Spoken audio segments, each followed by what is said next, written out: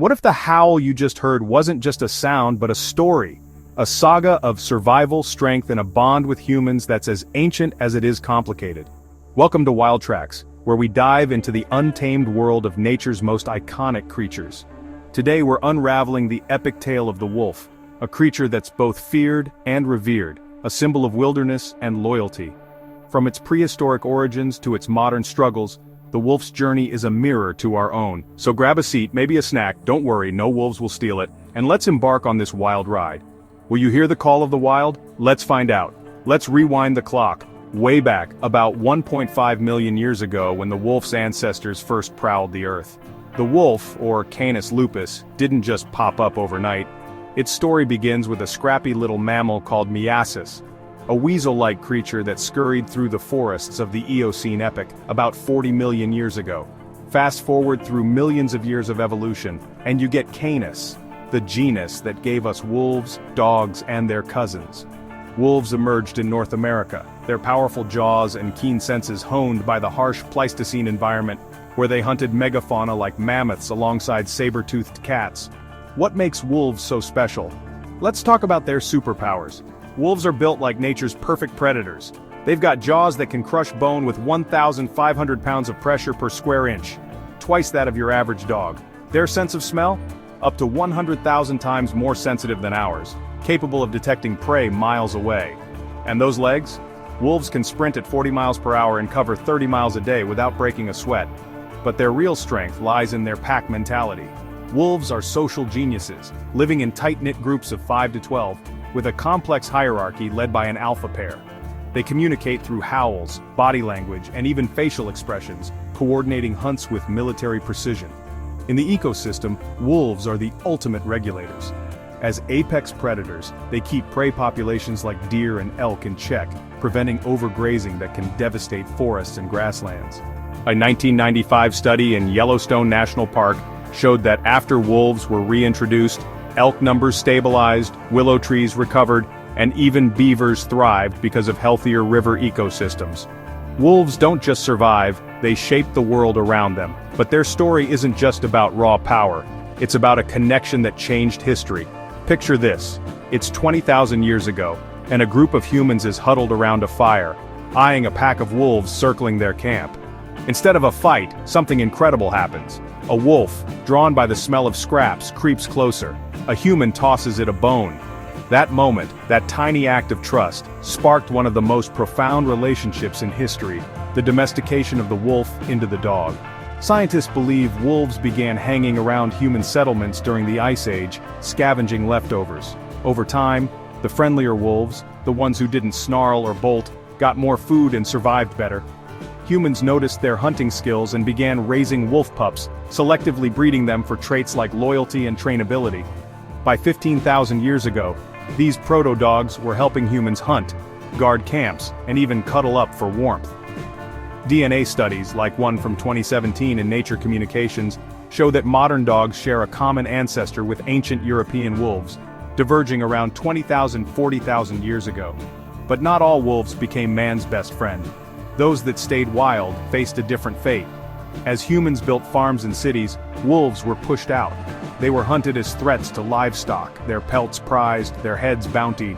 In medieval Europe, wolves were demonized in folklore. Think Little Red Riding Hood or the Big Bad Wolf. By the 1800s, wolves were nearly wiped out in Western Europe and much of North America. In the US, government-sponsored bounties led to the slaughter of over 1 million wolves between 1850 and 1900. Yet in some cultures, wolves were revered. Native American tribes like the Lakota saw them as symbols of strength and community, their pack mentality mirroring human values. This duality, love and fear, shaped the wolf's story. Humans bred dogs for specific tasks, creating everything from Chihuahuas to Great Danes, but wild wolves paid a price for our expansion.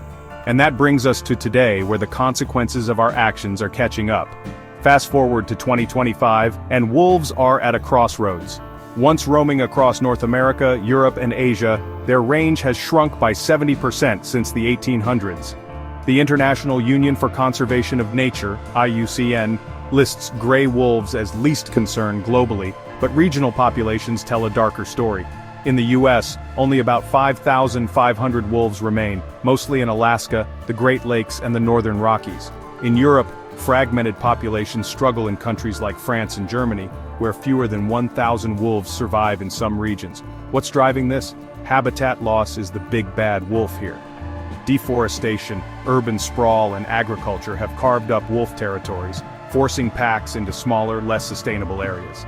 A 2023 study in Science Advances found that 60% of wolf habitats in North America are now degraded by human activity. Then there's poaching. Despite protections like the U.S. Endangered Species Act, illegal hunting remains a problem. In 2021, Wisconsin's wolf hunt saw 218 wolves killed in just 3 days, exceeding the state's quota by nearly double. Human-wolf conflict is another hurdle. Ranchers view wolves as threats to livestock, and they're not entirely wrong. Wolves cause an estimated $2 million in livestock losses annually in the U.S. alone. But here's the twist. Wolves are adapting. Some packs have learned to avoid humans, hunting at night or sticking to remote areas. Others face behavioral changes from stress, like smaller pack sizes or reduced reproduction rates. A 2022 study in Ecology Letters noted that wolves in heavily humanized areas show higher cortisol levels linked to stress and weaker immune systems. And let's not forget climate change. Warmer winters disrupt prey populations like deer, forcing wolves to travel farther for food. In Yellowstone, researchers observed a 15% drop in wolf pup survival rates during milder winters from 2015 to 2020. Wolves are tough, but they're not invincible. Their resilience is being tested, and it's on us to decide what happens next. The wolf's journey is a mirror reflecting humanity's relationship with nature. We tamed wolves into dogs, bending their evolution to our needs, yet we vilified their wild cousins, driving them to the brink. Why? Because wolves embody something we both admire and fear: untamed freedom. They remind us of a world we can't fully control, and that tension drives our actions. Our selective breeding created dogs that serve us, but it also fragmented the wolf's legacy. Modern dog breeds, from pugs with breathing issues to bulldogs with hip problems, show the cost of our meddling. Wild wolves, meanwhile, face our sprawl and guns, yet they adapt, proving their resilience. A 2024 report from the World Wildlife Fund suggests that wolf populations could recover in 30% of their former range, if given enough protected land. But do we value them enough to make that happen?